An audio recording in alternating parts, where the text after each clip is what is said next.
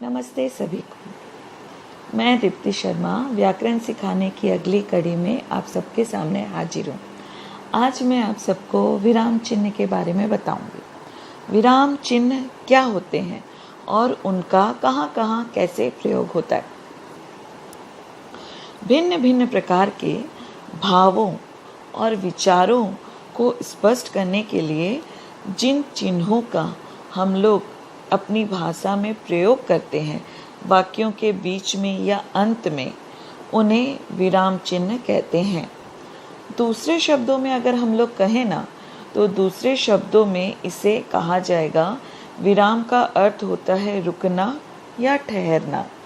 वाक्य को जब हम लिखते हैं या फिर जब हम लोग बोलते हैं तो उसके बीच में कहीं हम लोगों को थोड़ा बहुत रुकना पड़ता है, जिससे हमारी भाषा, चाहे वो लिखित हो चाहे वो मौखिक हो, वो स्पष्ट, अर्थवान एवं भावपूर्ण लगे।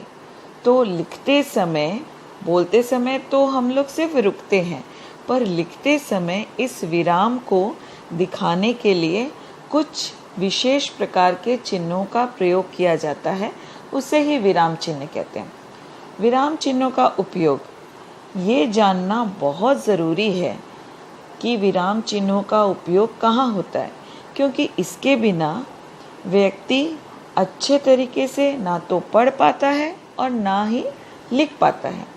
क्योंकि अच्छे लेखन के लिए, पढ़ने के लिए विराम चिन्हों का उपयोग आना बहुत ही ज़रूरी है।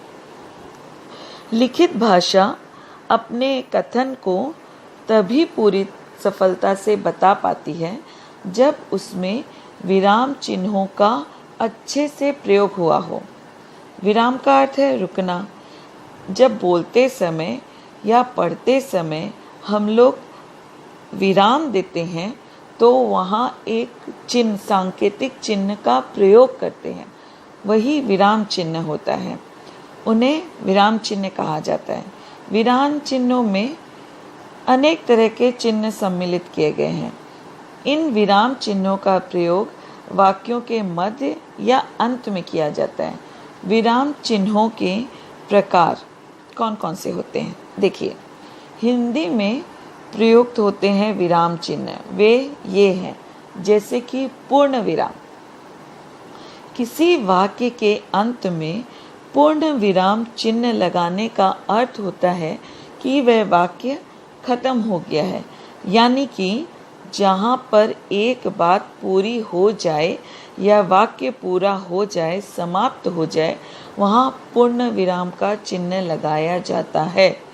पूर्ण विराम का प्रयोग प्रश्न सूचक और विस्मयादि सूचक वाक्यों को छोड़कर बाकी सभी प्रकार के वाक्यों के अंत में किया जाता है, जैसे कि मैं पढ़ रहा हूँ, तुम जा रहे हो, राम स्कूल से आ रहा है। इन सभी वाक्यों में पूर्ण विराम का चिन्ह प्रयोग किया गया।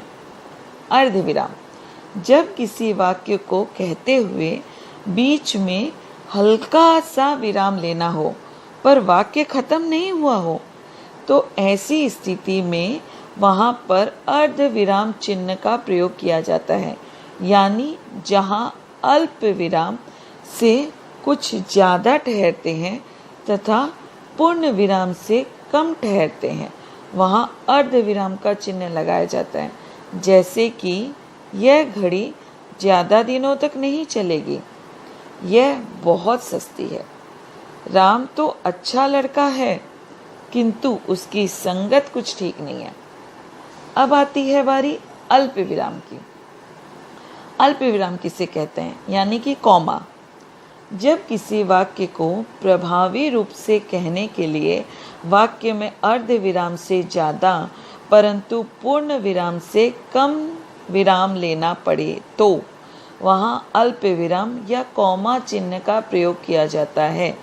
जहाँ थोड़ी सी देर रुकना पड़े, वहाँ अल्प विराम चिन्ह का प्रयोग करते हैं, जैसे सुनील रुक गए, ज़रा इधर आना, राम कॉमा सीता और लक्ष्मण जंगल गए।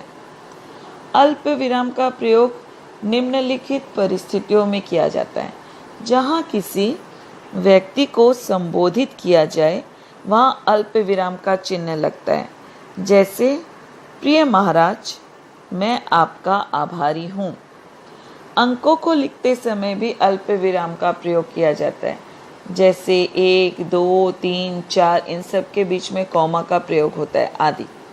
हाँ और ना, नहीं के बाद, नहीं यह काम नहीं हो पाएगा, नहीं के बाद भी कॉमा का प्रयोग किया जाता है। जहाँ शब्दों को 2 या 3 बार दोहराया जाता है वहाँ भी अल्प विराम का प्रयोग होता है। जैसे वह बहुत दूर से, कॉमा, बहुत दूर से चलकर आ रहा है। तारीख और महीने का नाम लिखने के बाद भी अल्प विराम का प्रयोग होता है। अब आती है बारी प्रश्न चिन्ह की। प्रश्न चिन्ह का प्रयोग प्रश्नवाचक वाक्यों के अंत में किया जाता है, अर्थात जिस वाक्य में किसी प्रश्न के पूछे जाने के भाव की अनुभूति हो वहाँ वाक्य के अंत में प्रश्न चिन्ह का प्रयोग होता है।